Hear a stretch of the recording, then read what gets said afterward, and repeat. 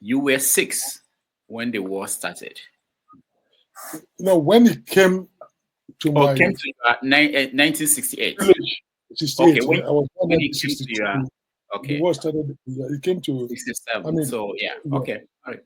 So so this is a book of poetry, but it tells the story of your own experience in the Mhm. war.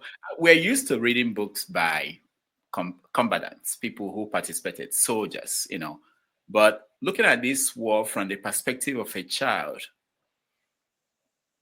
it touched me, and it made me think about children in the northeast, in the middle belt of Nigeria, in the IDP camps, who probably are going through similar things to what you went through. So Mhm. we're going to have that conversation. I want you to start by telling us. I saw what you wrote at the end where you were talking about people that encouraged you to write the story.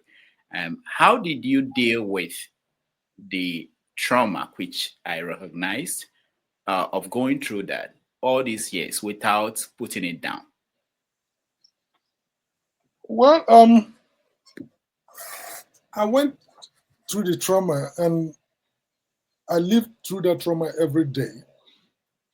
Because one thing I remember as a symptom of the trauma before I went to the war was in a refugee camp, survived bomb blasts, went without food as a child, see people being tortured, counting dead bodies as they float by the river. Abonma is an island.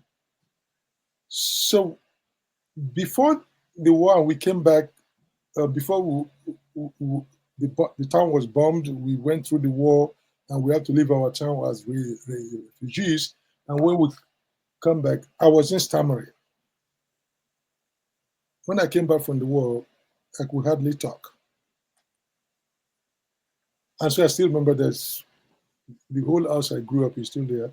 I still remember sitting in there looking at this blue sky or something.